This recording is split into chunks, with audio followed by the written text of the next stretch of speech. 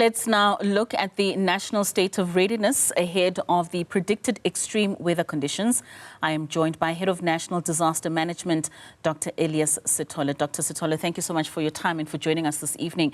Now, as the Head of the National Disaster Management, could you just provide us with an overview of the current state of readiness and preparedness of your department to respond to the extreme weather conditions that have been predicted for tomorrow?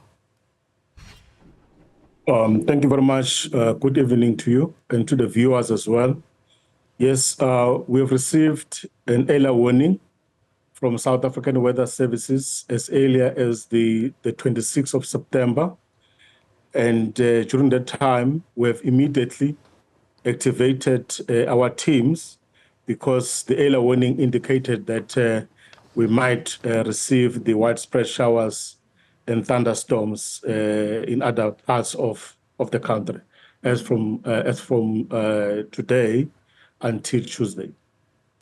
So the weather warnings that you have received, we spoke a little earlier on to meteorologist Lehlono Lotobel, and he said it's not as extreme as what was experienced last week, and that the disruption won't be as bad. Are you fully prepared in case it could go either way? Yes, this time around, we are not taking any chances. Yeah, we are fully prepared. We have activated our disaster teams, and also we have made sure that some of the structures which we use to respond to any disasters, they are activated. How does your department assess and communicate the risks to relevant stakeholders, and especially just the government agencies, as well as the public, in a timely and effective manner?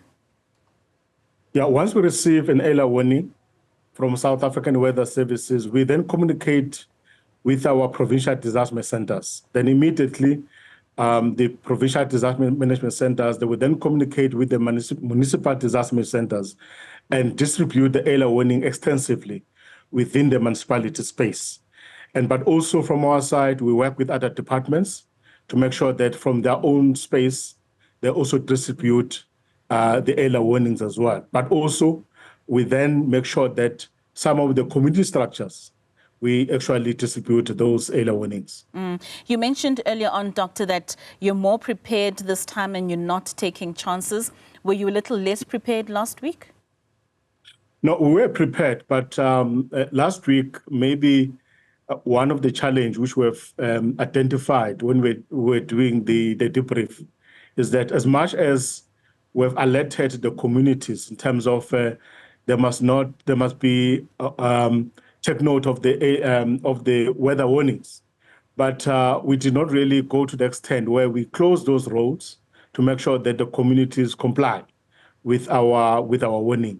So this time around, we've said, as a National Disaster Center, we'll make sure that provinces they comply and other stakeholders, for example, like Central, we make sure that those roads or areas that are actually closed down so that we protect the lives of the communities. Which is very important because, I mean, many took to the roads nonetheless, just in spite of the warnings that were put out.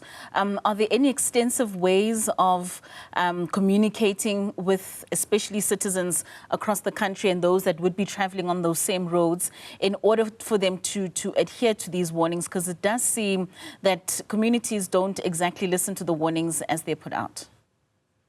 Yeah, we communicate extensively through all the media channels and also through the social media, but we do know that some of the communities, maybe in rural areas, they might not have access to those channels or media communication. So we make sure that some of the structures within the communities, we're able to reach out to them, but also to make sure the community, as we move forward, will then educate them as well, because it's all about education and awareness.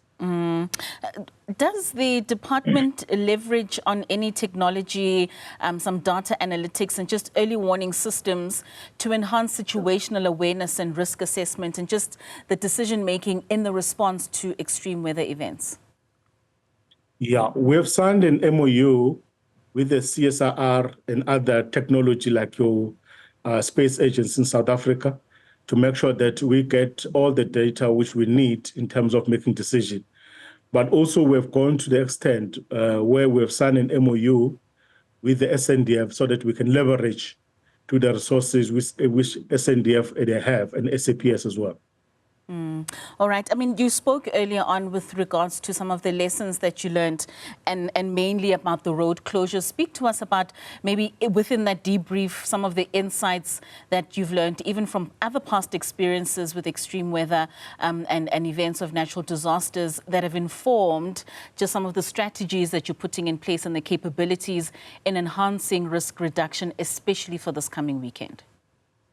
Yeah, we've realized that we have to make sure that municipalities and provinces, they update their disaster management plans and contingency plans, but also from us, from the National Disaster Management Center, we need to invest more on the equipment and the latest technology so that we're able to rescue any individual, whatever weather condition we're experiencing in South Africa.